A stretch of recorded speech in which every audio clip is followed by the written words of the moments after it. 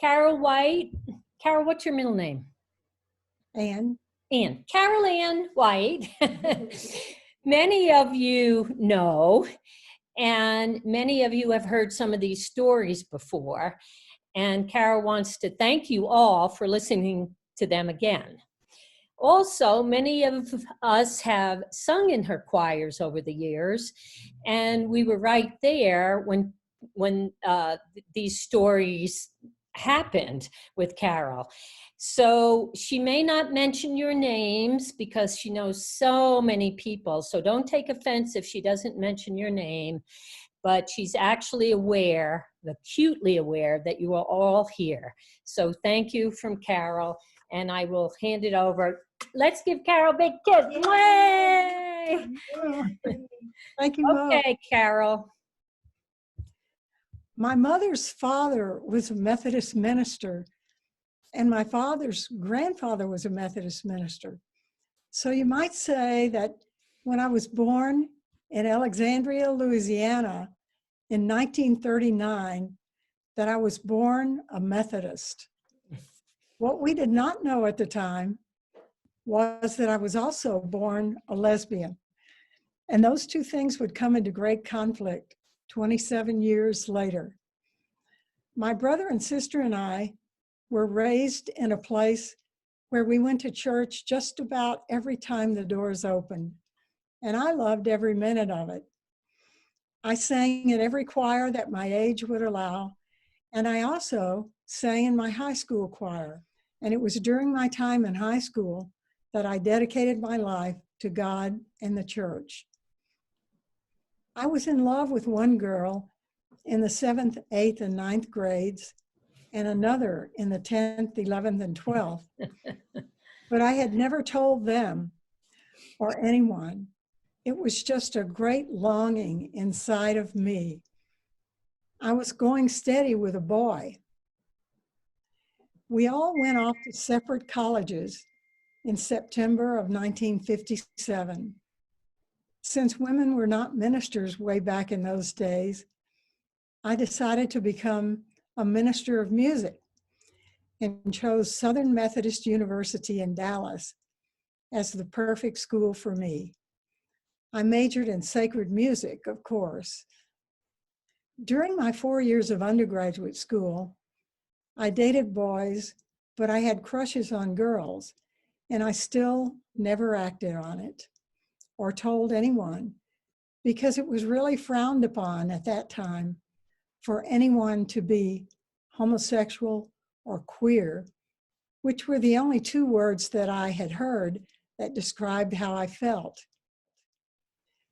Meanwhile, I was singing in the SMU choir and studying organ and making good grades too.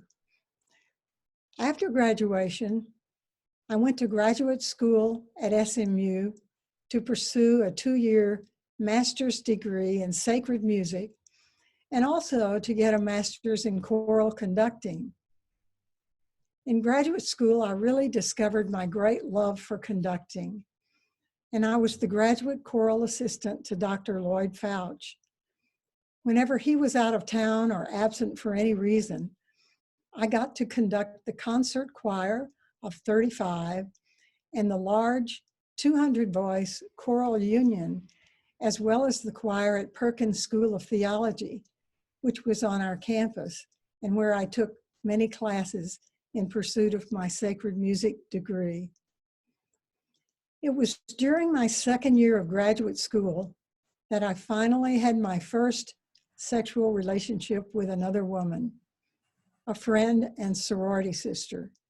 It was like, yes, this is what I've been wanting all my life. And I'm sure that all of you know exactly what I mean. When we graduated at the end of that year, she went off to Hawaii to marry a man that she had been dating who was in the Navy and stationed there. I was devastated. I never saw her again. My father literally drove me to Houston from Louisiana to apply for a church job, and I managed to land my first job as a minister of music at a large, beautiful Methodist church in the suburbs of Houston, where I like to say that we ministered to the overprivileged. Simultaneous with starting that job, I also started seeing a psychologist. My first words to him were, "I'm a homosexual and I don't want to be." Fortunately, he knew a lot about the topic, and over a couple of years, he enabled me to accept myself for who I am, and I'm so grateful for that. While serving at Chapelwood Methodist Church, I was conducting 5 choirs by day and going to some gay bars by night. I met a small group of friends who taught me the word gay, and I remember being so glad that there was one good word that applied to me.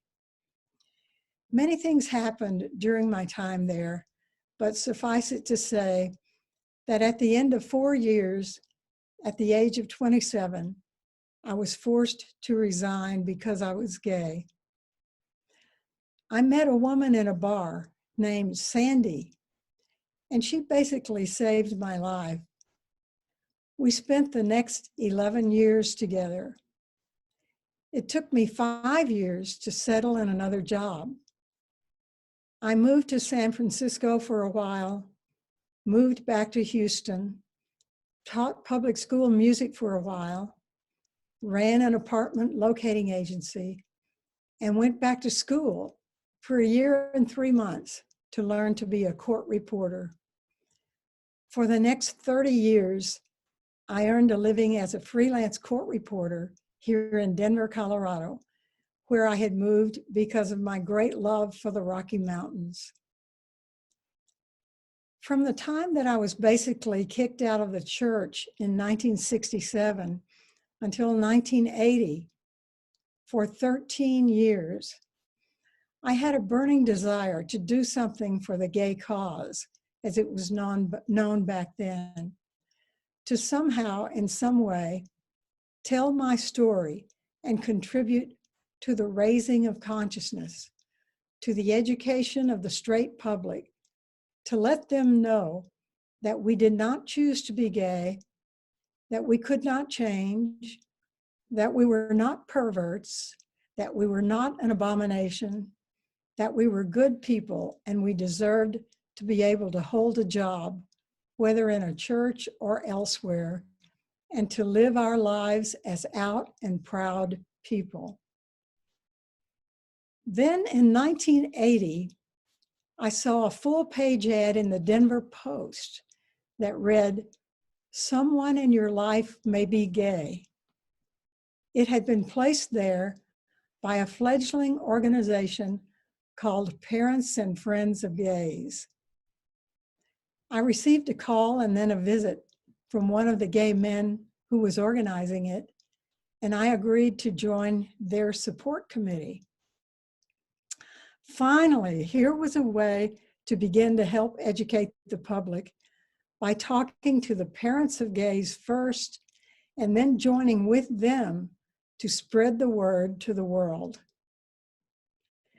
My first PFLAG meeting was in February of 1980 at St. Thomas Episcopal Church in Park Hill. I showed up with a little fear and trembling, but among the approximately 25 people in attendance that night were Eleanor and Tom Llewellyn, Nancy Keene, Barbara and Merlin Logan, Mo and Shirley Weaver, and Bishop Melvin Wheatley and his wife, Lucille. Bishop Wheatley was the head of the United Methodist Church for Colorado, Wyoming, Montana, and Utah. All of these parents had gay and or lesbian children. We went around the circle telling why we were there, and I told the story of my firing for the very first time.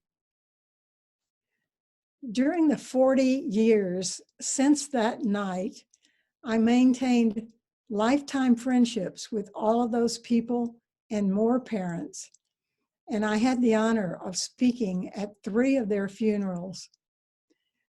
Barbara and Merlin are still alive and well and have come to Sage Singers concerts. The support committee of PFLAG became their board of directors, and I served on that board with the most wonderful people in the world for 4 years. One of the most important things that happened for me there was that I joined the Speakers Bureau and began speaking at churches and schools and telling my story. The most wonderful part of that was speaking with Bishop Mel and Lucille Wheatley. He had taken a stand for gays and lesbians in the church and was receiving a lot of backlash for that. Churches would invite him to come and speak to them, basically so that they could crucify him for his stand on the issue. He was a true pioneer in every sense of the word. They invited me and Don Johnson to go with them to speak at churches so that the congregation could meet 2 real live gay people, and he would not be all alone when they dressed him down. I remember vividly one church where a man stood up and asked, "What about when we die? Surely you don't think that a homosexual could go to heaven?" And Bishop Wheatley replied calmly and thoughtfully, "I think when we die, we will all go to the same place, but there will only be one language spoken there, and that is the language of love. Those who have learned the language of love on earth will be able to communicate, and those who haven't won't." The second huge event that happened in my life during this time was when Judith Nelson brought her mother to a PFLAG meeting. I had a crush on Judith, and we spoke together at a couple of churches along with some parents. I was just beginning to realize that I was worthy of love. So one day I called Judith and I said, "You're wonderful and I deserve you." She pretty much dropped the phone in shock, but we started dating. She told you in her story that we were down at Trax Gay Bar with some parents from PFLAG for a presentation about a new disease that was beginning to devastate gay men, AIDS. We count this as our first date. After the slideshow and presentation, we were sitting on the steps outside when I said to her, "I used to be a choir director." And she said, "So go for it." As it so happened, the Denver Gay Men's Chorus had just started singing as one of the first gay men's choruses in the country. It also happened that the second national convention of PFLAG was coming to Denver in 1984. So I had an idea.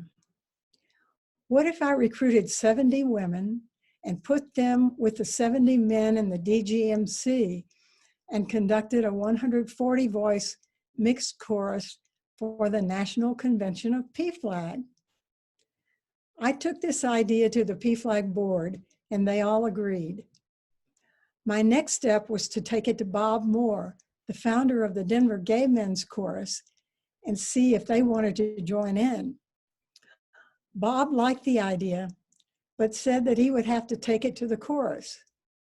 He invited Judith and me to go to the DGMC retreat in Colorado Springs.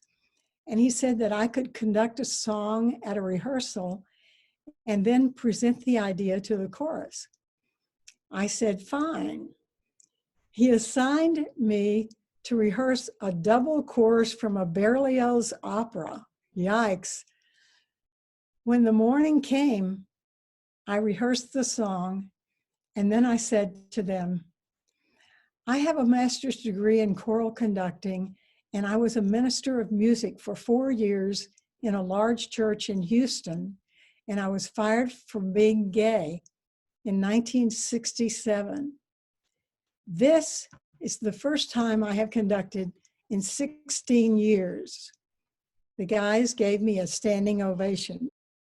Then I asked them to join us for the PFLAG Festival Chorus at the convention, and they all voted to do that. We were off and running.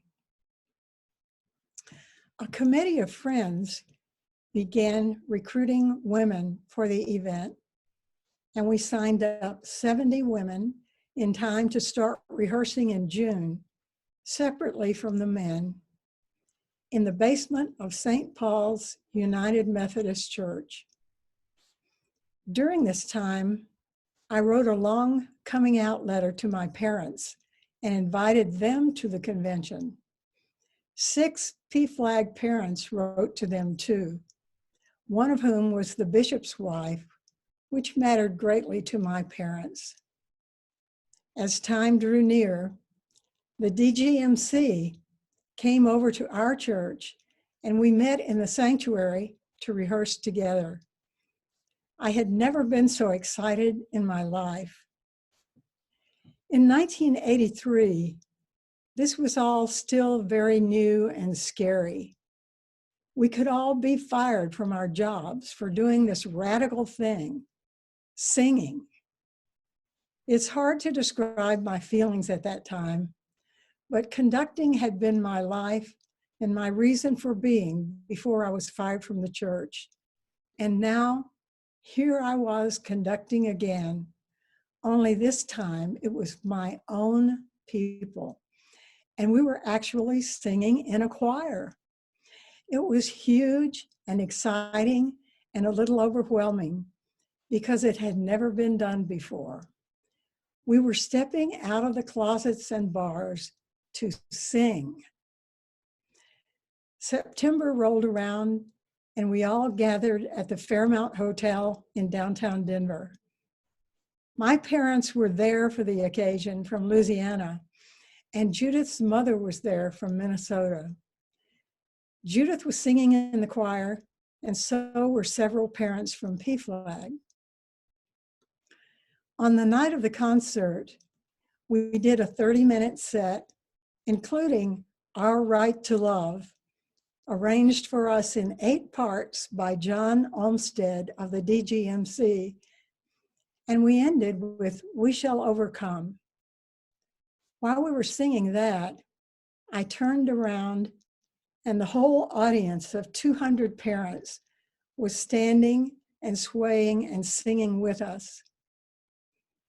I told them that this was the first time that I had conducted in 16 years. I told them that my father had always wanted the Hallelujah Chorus sung at his funeral, but that we would rather do it for him while he was alive and well. So we did that for an encore. A recording of that very performance of the Hallelujah Chorus was played years later at his graveside. The PFLAG Festival Chorus was the highlight of my life to that point in time, but there was more to come. Immediately following that, the 70 women decided to continue rehearsing at St. Paul's UMC in Capitol Hill. Naturally, the very first performance of this new Denver Women's Chorus was at a PFLAG meeting in December with Christmas songs.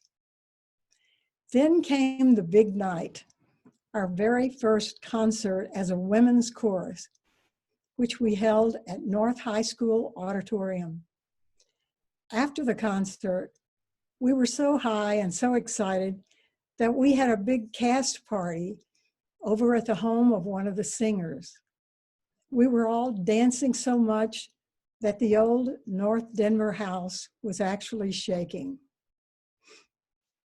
Later came the Paramount Theater concert with Barbara Higbee as the special guest. It was called Bach, Brahms, Broadway, and a Little Jazz. One of Judith's friends, John Marsico, brought a straight male friend with him. And of course, this was the first gay concert he had ever been to. And he asked John, Why do they sing? We tried to answer that question first by saying that it's the title of a Holly Near song. We are singing for our lives. Then Judith reminded me of this saying, a bird does not sing because it has an answer. It sings because it has a song. And I said that gay and lesbian people have always had a song, but the tragedy of it is that we have never been able to sing it before. And the beauty of it is that now we can. Then came our first Gala Choruses Festival in Minneapolis. The Gay and Lesbian Association of Choruses had formed a few years earlier from its beginnings in San Francisco to several gay men's choruses around the country. And they had had their first choral festival in New York City. This was their second time to get together to sing. We were the only women's chorus there, along with 16 gay men's choruses. We boarded the plane in Denver, and as we attained a cruising altitude at about 30,000 feet, Judith and I went up and down the aisle, passing out a quote for each member to keep. It read like this: years from now, when you are old and gray, you will be able to look back and say that once in your life, you gave everything you had for justice. Hello. Soon we were on the stage at Orchestra Hall in downtown Minneapolis, performing to a sold-out crowd. While our performance as a chorus may not have been perfect, still, afterwards, when we walked around the downtown mall in Minneapolis, we would get an ovation from the men singers who were there. They especially loved the 3 Brahms numbers that we sang with French horn and harp, and they really appreciated our being there. But the final night in Minneapolis was the pièce de résistance. We were on stage with 400 singers from the men's choruses, and there was an orchestra on the floor in front of the stage, and we were singing a commissioned work called Jubilation. Then we were joined on stage by every singer at the festival, about 1,200 in all, to sing Randall Thompson's setting of words from Thomas Jefferson. The God who gave us life gave us liberty at the same time. The hand of force may destroy, but cannot disjoin them. Liberty, life, liberty, life. We've recently been able to listen to a recording of that number from that concert. That was the concert that changed all of our lives forever.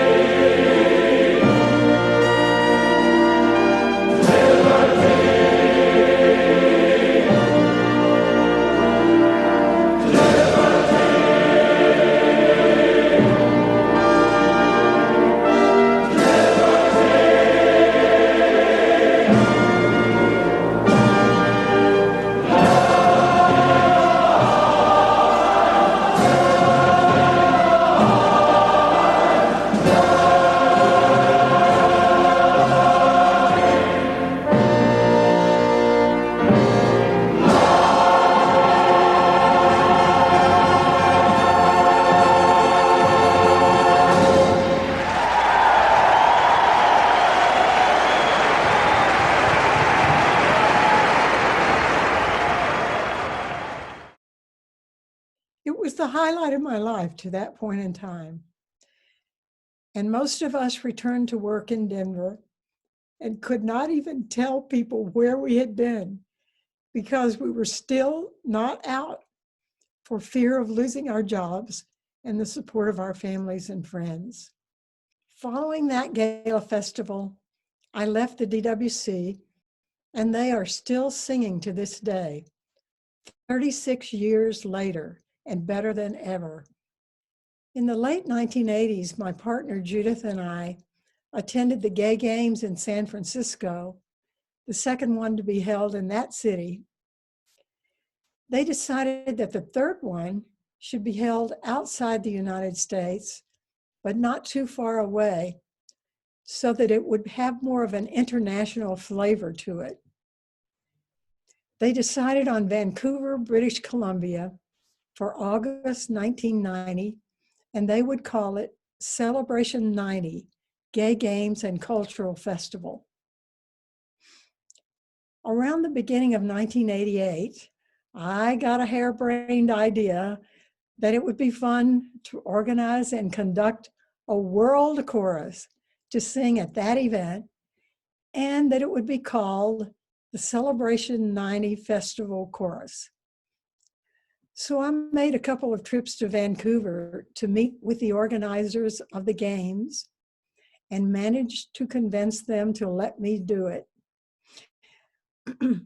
We formed a small organizing committee in Denver that met in our living room, and we began 2 years of effort to make that dream come true. At that time, we had no computers and no email and no Facebook or websites to aid us in our recruitment efforts. So we began to put ads in gay and lesbian publications across the country, as well as advertising through the Gay Games themselves and trying to use gala choruses too. I rented a P.O. box near my house and went by there every day to see how many new members had signed up. I decided what music we would sing, and we raised money to order all the music, as well as black folders and t-shirts that one of our members had designed. We sent out rehearsal tapes and music. After many trials and tribulations, we flew to Vancouver on a Friday in August of 1990 with great anticipation, but not knowing exactly what to expect. The next morning, we went to the church where we were supposed to rehearse, and 400 singers showed up with music in hand and ready to go, including the Wheatleys and the Logans from PFLAG Denver. We had members from 20 states, 7 Canadian provinces, the Yukon Territory, Australia, England, Germany, France, and South Africa. You can just imagine that the first sounds that came out of that choir were absolutely thrilling. We had 3 hours to rehearse that morning, and that afternoon we rehearsed at BC Place, which was Vancouver's domed stadium, to perform there that very night with 3 songs for opening ceremonies. By the time we got to the stadium that night, the energy was through the roof. There were approximately 10,000 athletes from all over the world and approximately 10,000 spectators from around the world in the stands who had come to observe. The chorus went out onto the risers and sang, "Come celebrate, come celebrate, come celebrate our spirit. The sound of hearts that beat with pride, now let the whole world hear it." Then we sat together in the stands while we had the parade of athletes, where they marched in teams from all the different countries. After some speeches and other performances, the chorus went back out and sang, "Do You Hear the People Sing?" from Les Mis. This song happened while they were running the torch into the stadium.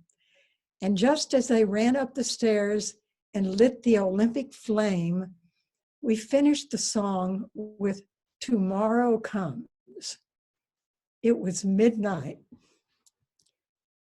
The next morning, I could hardly get out of bed. My body ached all over.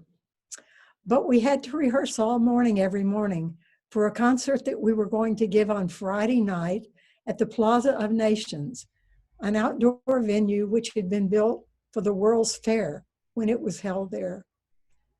So Sunday through Friday, we worked on the concert program, and early Friday evening, we performed to a packed crowd at the Plaza of Nations.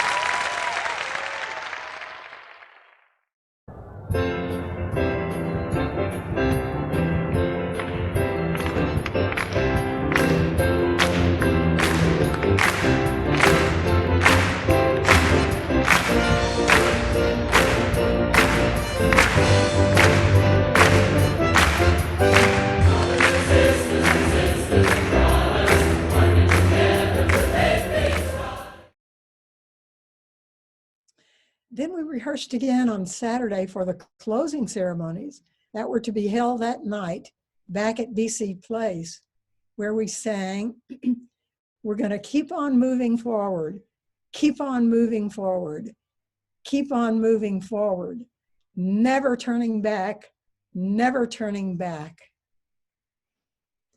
After the chorus sang that night, Judith and our friend Bob Coddington and I went up into the stands to watch the rest of the show. I remember looking down at that scene as the happiest time in my whole life. We had actually pulled it off. After everyone went back home, several of the individuals who had sung in that chorus organized gay and lesbian choruses in their hometowns, including Winnipeg, Manitoba, Toronto, Ontario, Victoria, British Columbia, and Sydney, Australia. They called me the Johnny Appleseed of gala choruses. I have not attended any gay games since then, but each one has included a festival chorus.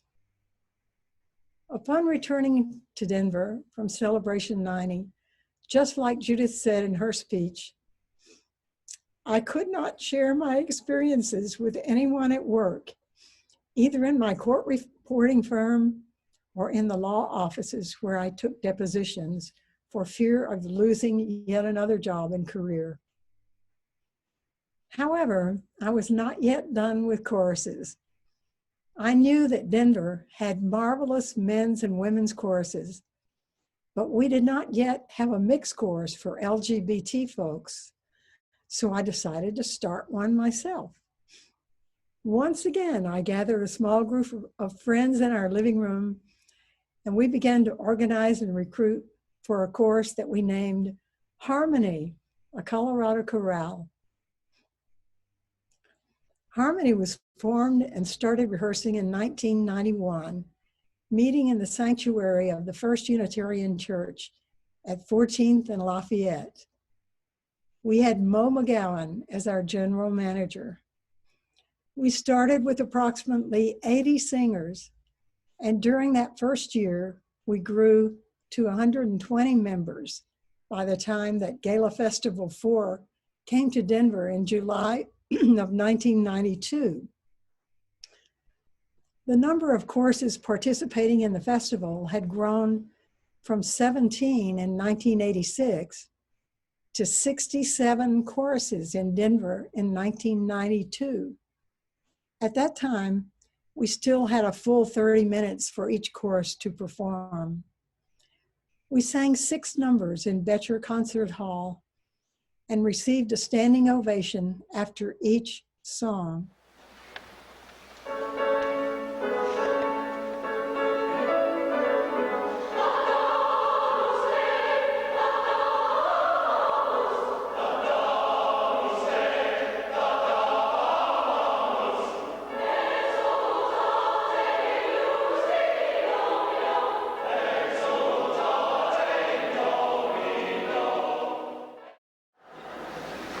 I'm going to change the pace a little bit. Our next song is dedicated to everyone in this room who is living with AIDS or who has lost someone to AIDS. And we want you to sing with us on the last 2 verses. We'll let you know when it's your turn to sing.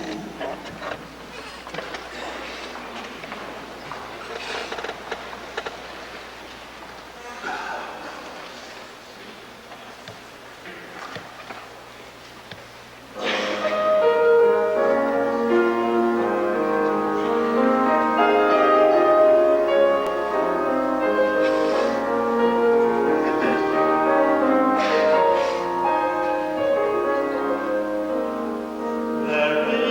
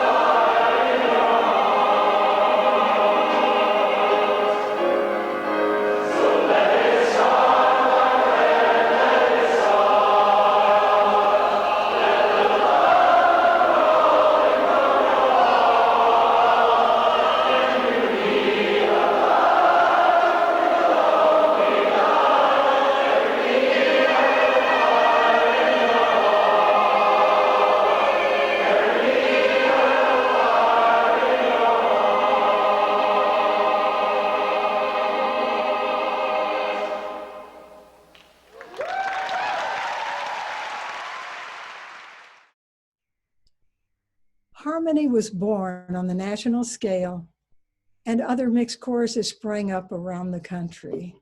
In the same year, 1992, 28 years ago now, the state of Colorado voted to pass something called Amendment 2 to the Constitution of our state, which said that gay and lesbian people could have no rights whatsoever, and whatever rights they already had in cities such as Denver and Aspen and Boulder would be canceled or repealed. It's very difficult to explain the hurt that hung like a black cloud over our whole community in the wake of that election. Amendment 2 passed on a Tuesday in November. That Friday, Harmony went to the YMCA of the Rockies in Estes Park for our usual retreat. On this occasion, in addition to rehearsing, we were also crying and telling election stories and trying to support each other after having been knocked off our feet, so to speak, by the people of Colorado. That same weekend, there happened to be another retreat going on at the same YMCA for Methodist youth leaders from our jurisdiction, which covered 4 states. They invited Harmony to sing for them at their Sunday morning convocation, and we accepted. Since there were over 100 Methodist youth, they sat on the floor in the middle of the chapel.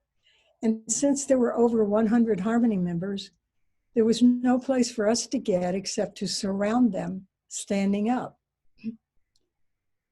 So I told them that I had been a Methodist youth just like them. Then I said that Harmony was an LGBT chorus, and we would like to sing a couple of songs. I said this first song is dedicated to all of you who might be gay, or to all of you who are struggling with self-esteem for any reason. The song was, "How could anyone ever tell you you are anything less than beautiful? How could anyone ever tell you you are less than whole? How could anyone fail to notice that your loving is a miracle? How deeply you're connected to my soul." Then we taught them Singing for Our Lives, and they sang along with us. As we were starting to leave, they wanted another song. There was an old organ at the other end of the chapel, so our accompanist cranked it up and started playing the introduction to our theme song, and the choir started singing. In this very room, there's quite enough love for one like me, and in this very room, there's quite enough joy for one like me, and there's quite enough hope and quite enough power to chase away any gloom, for our spirit is in this very room. At the end of the first verse, one of the girls sitting on the floor got up and stood with Harmony in the circle. They continued singing. During the second verse, several youth in groups of 2s and 3s stood up and joined Harmony in the circle. They kept singing the third verse through their tears. By the end of the song, there was no one left sitting on the floor. They were all standing, arm around shoulder, around arm, around shoulder. There was nothing left to say. We had gone there to sing for them, and they had turned it around and helped us when we needed it most. Harmony filed out of the chapel, knowing that we had been blessed. 3 years later, Amendment 2 was repealed by the Supreme Court of the United States. I continued to conduct Harmony for 3 more years, during which time 7 of our members died of AIDS, and we will miss them forever. We did performances at the old Auditorium Theater, which later became the Ellie Calkins Opera House. There was our Window of Hope concert featuring all African and African American music in conjunction with the Eulipians, a Black theater group. We closed out the concert singing together Nkosi Sikelel' Afrika, the national anthem of South Africa in Swahili, and a Black version of the Hallelujah Chorus. And the audience was dancing their way out of the theater when it ended. Also at the Auditorium Theater, we did Boys and Girls with Stories with the composer and lyricist David Maddox playing keyboard in our small orchestra. This was groundbreaking in its subject matter and importance to the LGBT community. Boys and Girls with Stories is just a fabulous choral musical by David Maddox, and it's going to mean so much to all the people in the audience, whether they're gay or straight or bisexual or whatever, because it just gets right to the heart of it. It gets right to the heart. And each particular piece means a lot to each chorus member. There are funny pieces, there are sad pieces, there are angry pieces, there are triumphant pieces.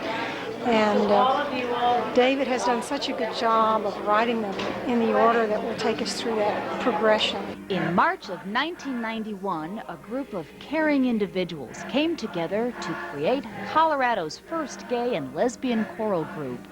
Harmony, a Colorado chorale, is a group of women and men who enjoy working and singing together. Grass-rooted in the gay and lesbian community, Harmony reaches out, expressing individuality and uniqueness. I'm also remembering our concert at East High School Auditorium called A European Holiday, where we went to Austria to sing the Schubert Mass in G, to France to do La Cage aux Folles with Tom Biddle as a soloist, to Italy to stage the chorus of the Hebrew captives from Verdi's Nabucco, and to Ireland to sing Danny Boy for Mo and Shirley Weaver, whose son Danny had recently died of AIDS.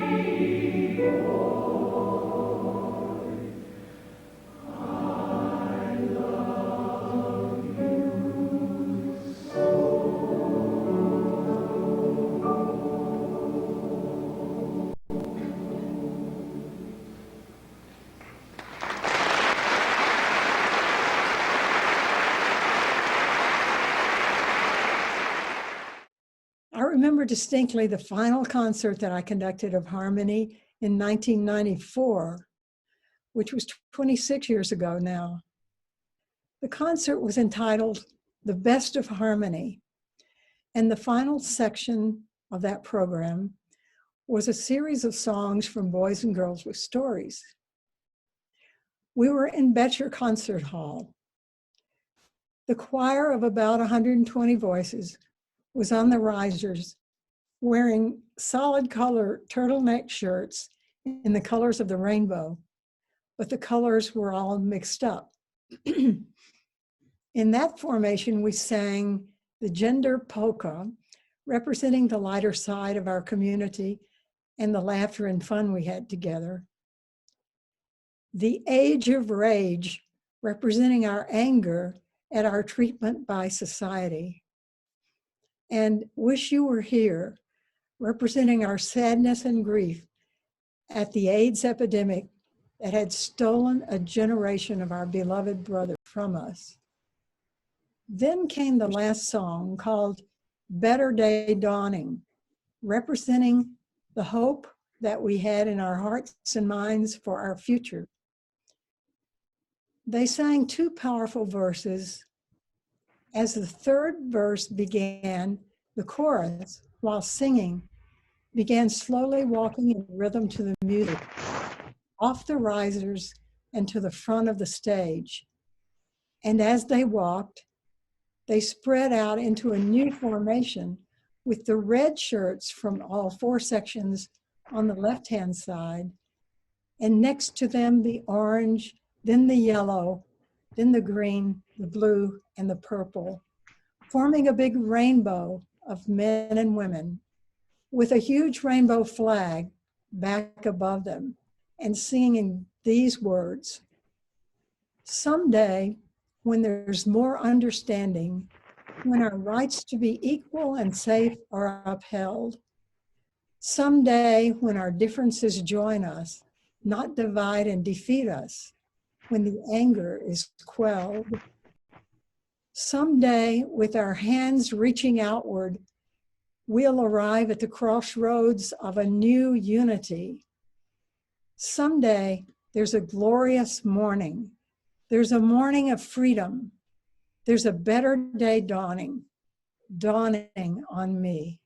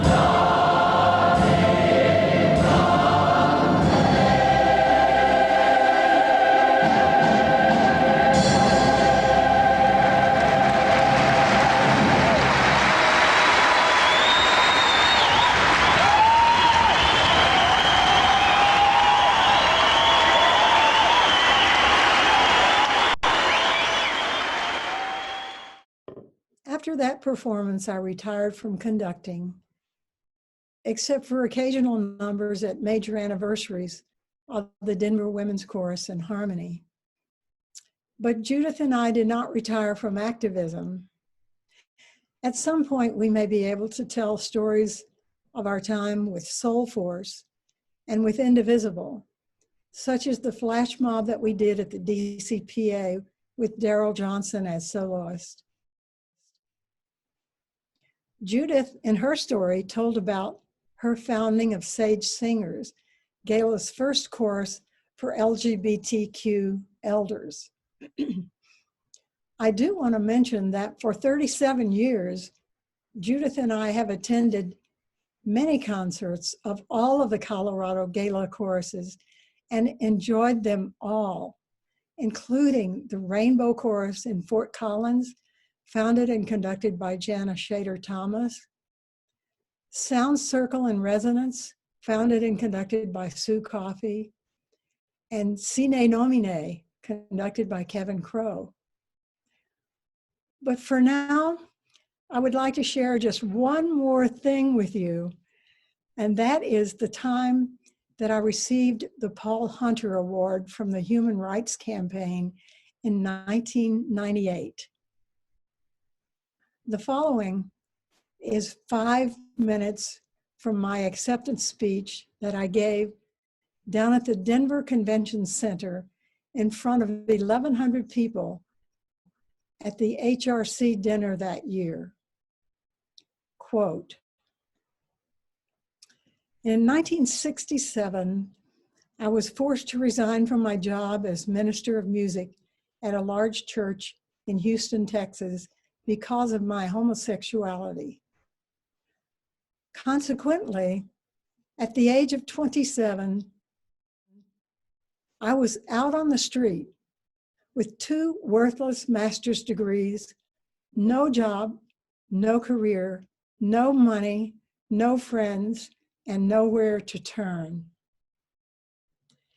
It's a long way from that street corner in Houston to this podium tonight. As I sat there 30 years ago with my head in my hands, contemplating suicide, and at the same time, wanting desperately to do something about it, I never would have imagined that an evening such as this would ever happen. So I invite you to join tonight and let your imagination run wild as you envision what might happen in the next 30 years. I know that every single aspect of the gay, lesbian, bisexual, and transgender movement is extremely important in making our vision come true. And our parents are the heart of our movement, and music is the soul of our movement. It has been my absolute privilege for the last 18 years to be involved in the heart and soul of this great phenomenon. PFLAG and the LGBTQ choral movement saved my life, healed my life, and transformed my life. And all of the 400 chapters of PFLAG and all of the 167 LGBT choruses in the world are in the daily business of saving, healing, and transforming lives. I could tell stories all night long about the power of parents and the magic of music. Thanks to the civil rights movement, the women's movement, the ecology movement, the gay and lesbian movement, and many others, we have made much progress toward a more just and inclusive society. And whether anybody likes it or not, the gay and lesbian movement is a major player in teaching the world to speak with the language of love. One of the ways in which our vision for the future is expressed most clearly is through music. I read a quote last week that said, "Nothing is sadder than to die with your music still buried inside of you." So whatever your music is, sing it, play it, compose it, conduct it, dance it, live it. Because when you sing your song, you will get in touch with your soul. And when we as an LGBT people get in touch with our collective soul, in other words, when we realize who we really are, which is truth, beauty, love, light, harmony, peace, joy. When we get in touch with our collective soul, then nothing can stand in our way, for we will have arrived.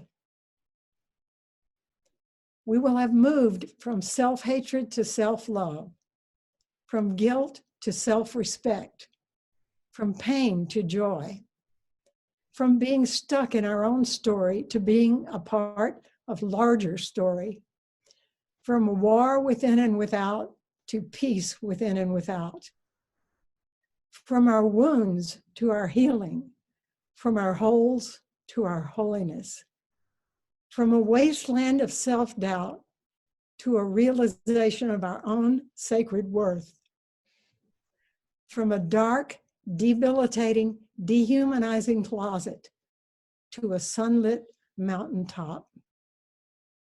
You are my heroes and heroines. Thank you. Close quote. And now, in 2020, at the age of 80, it's been an honor to be involved with Sage Singers. I hope we can get together again when this pandemic is over. Thanks for listening to my story. I love you.